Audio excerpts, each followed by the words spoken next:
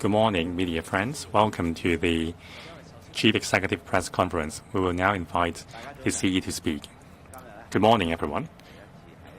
This is the first press conference before the Executive in Council meeting in March. The next legislative general election, that is the 8th legislative general election, its polling date will be held on the 7th of December, Sunday. 90 members will be elected for the next term of the legislature. Before the election, we will conduct the by-election for the election committee subsector. There is 1,500 electors in the subsector. Among them, 967 are appointed officials or appointed members. The other are ex-official members. According to the existing number, among the 967 electors, we need to conduct by-election for 90 of them so that these electors can nominate candidates and vote in the next election. The by-election polling date is set to be the 7th of September, Sunday.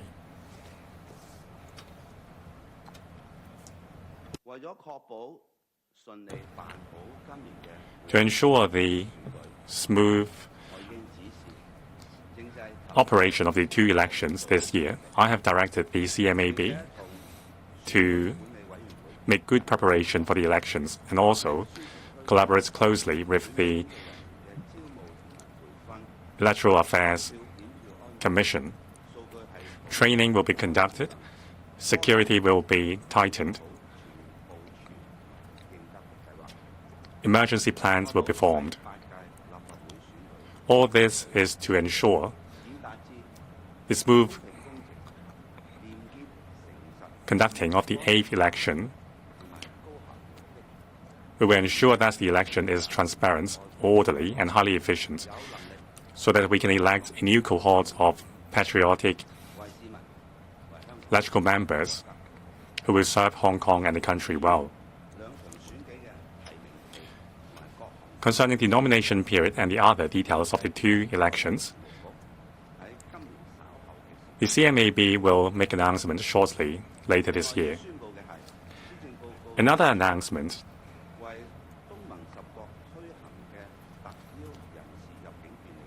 the special talent admission scheme for the ASEAN member states, as announced in the policy address, will begin in earnest today.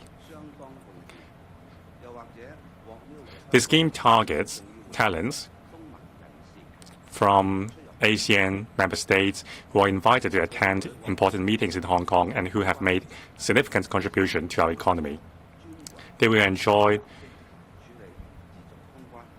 expeditious customs clearance service, and also they will enjoy facilitation in terms of visa application. The relevant bureaus, including the FSTB, the CEDB, the ITIB, the CSTB, and also the Department of Justice, will issue an invitation to these special talents. Today, the CEDB and the DOJ will send out invitations today. Commercial leaders and also legal leaders who have made significant contribution to our economy from the ASEAN member states will be invited to come to Hong Kong. A one-stop platform will be established to handle the application. Eligibility will be relaxed. Number of previous visits to Hong Kong will not be a requirement anymore. The duration for each visa approval is 3 years. They can visit Hong Kong with a limited number in 2 months' time, and they will enjoy expeditious custom clearance. Now, Asian member states are important business partners. The Special Talent Admission Scheme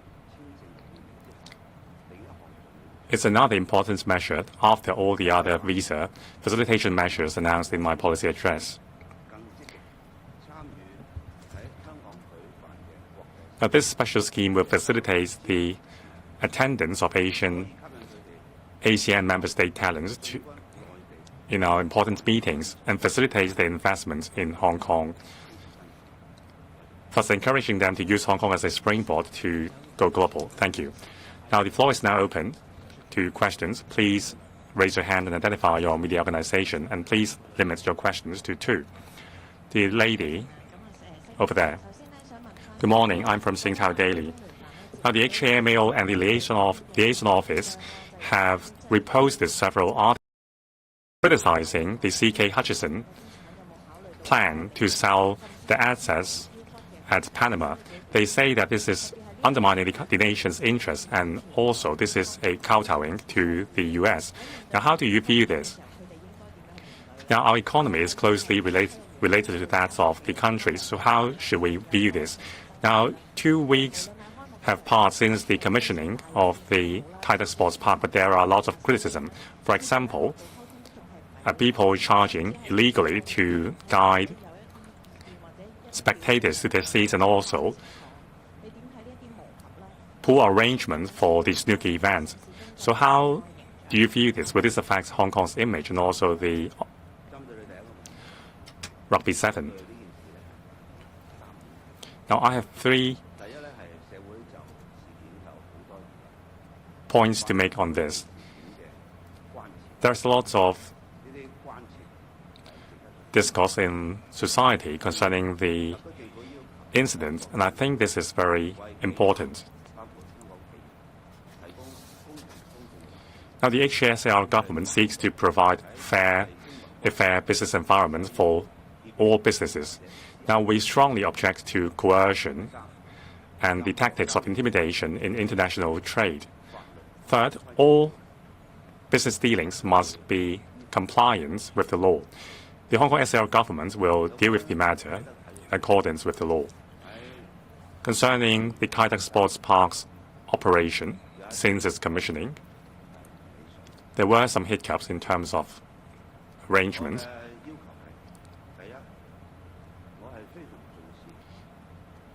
And first of all, I attach huge importance to the smooth operation of the Kai Tak Sports Park. It must rise up to the public's aspiration. A month has passed, and we have seen problematic arrangements in some respects, and we will rectify them. In terms of the mechanism, we need to enhance it. First, a regular review mechanism will be established. The CSTB and the management of the Kai Tak Sports Park will have to meet regularly in work meetings. The CSTB will receive reports from the Kai Tak Sports Park on the operation and also provide advice. We also require the management of the Kai Tak Sports Park to formulate contingency plans in case of emergencies. They need to strengthen their decision-making mechanism so as to ensure that the management has full grasp of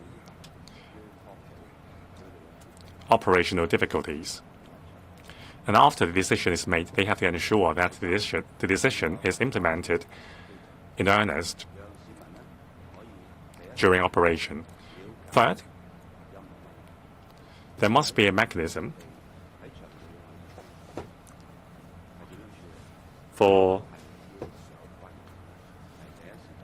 a spokesperson to convey message to the public in case of any arrangement changes.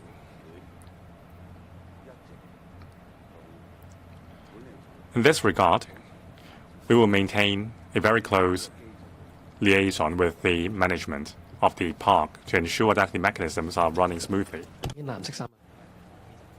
Second question, the gentleman over there. Some English question from the South China Morning Post. So firstly, about the controversy surrounding the deal by CK Hutchison Holdings to sell the ports that it owns. Firstly, what is the government's view on the deal itself, and how should the company respond amid this apparent criticism by Beijing? Secondly, you mentioned earlier that any deal made in Hong Kong must adhere to the local laws and legislations. Could you elaborate a little bit on what you mean by that? Perhaps would the government consider using its own legislation like national security law or potentially something else? And secondly, about the raising of the Hong Kong public hospital fees. When raising the fees of certain medical services provided by the government, how can the government itself ensure that residents in need would not have their diagnosis delayed due to these extra charges? And how would you address concerns that private hospitals might also raise their prices in light of this? Thank you. Well, in regard the transactions you mentioned, I have 3 points. First, there have been extensive discussions in society about the issue, and this reflects society's concern over the matter. These concerns deserve serious attention.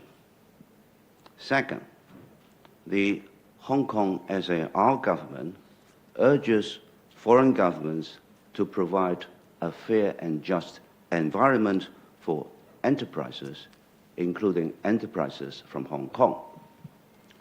We oppose the abusive use of coercion or bullying tactics in international economic and trade relations.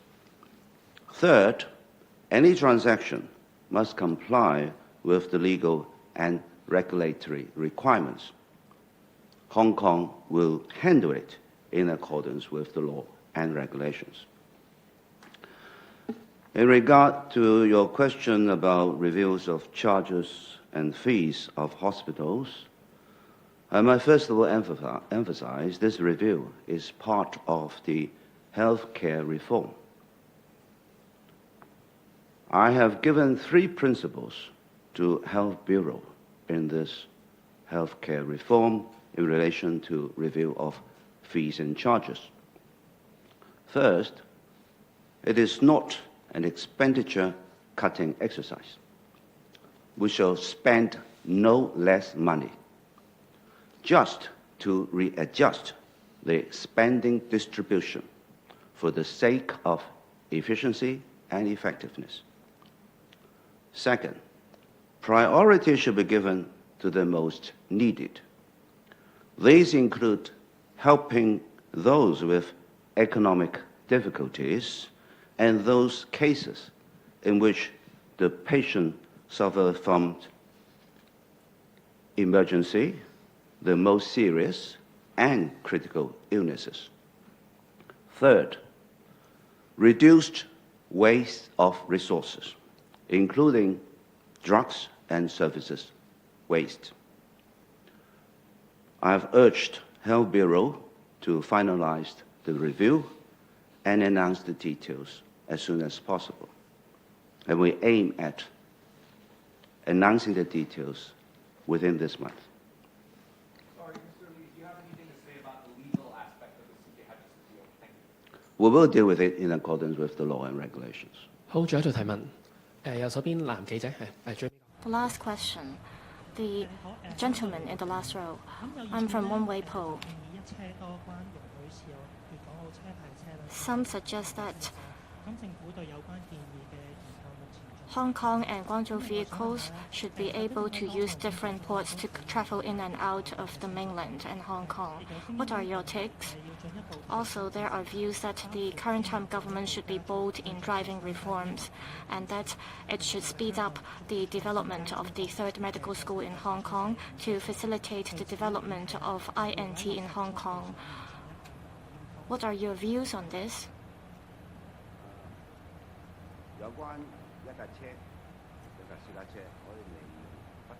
A private car may make use of different cross-boundary ports.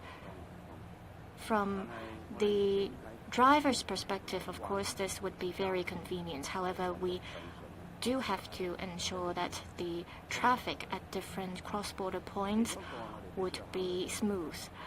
One consideration that we have to take into account is that if there aren't any regulations or controls, some of the ports that provide more convenience may see serious traffic congestions, and the congestion may affect the urban areas. Also, cross-boundary control points, they involve traffic at the mainland as well as in Hong Kong. So the traffic authorities between the two places, they have to deal with the potential traffic congestion issues. And they have to make sure that their counterparts or traffic authorities from two places will be able to cope with any traffic congestion issues. And this requires the cooperation between the two places.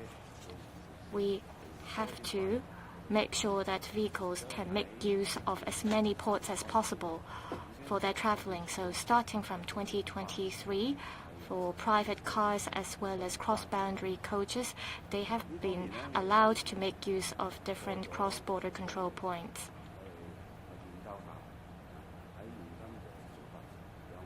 We will study whether there could be other arrangements.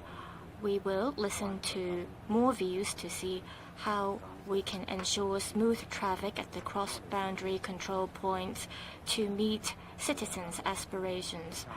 We will work with the relevant mainland authorities to monitor the situation and discuss the issues with different parties. Now, on the third medical school, the SAR government attaches a lot of importance to it because it is part of our healthcare reform. We have to make sure that there are enough doctors in our healthcare system and that the doctors meet our expectations and requirements. We have already established a task force on reviewing the proposals that have been submitted to it on the third medical school. We've got 3 proposals from 3 different universities. The members from the task group, they have rich knowledge about the medical system. We've got representatives from the Hong Kong Medical Council as well as the Hong Kong Medical Academy.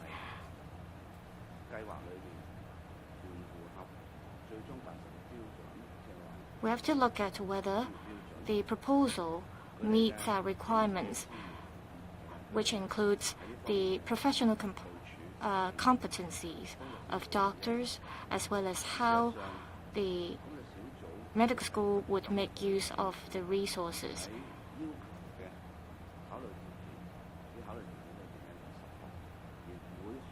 There are 10 things that we will take into account as we review the proposal. And members of the task group will look into these 10 factors with the universities that have submitted their proposals. We will review the proposals as soon as possible, and the task group will talk to the 3 applicants fully to see how they will be able to meet the relevant requirements and standards, and the task group will make a report to the government as soon as possible. That's the end of the press conference. Thank you.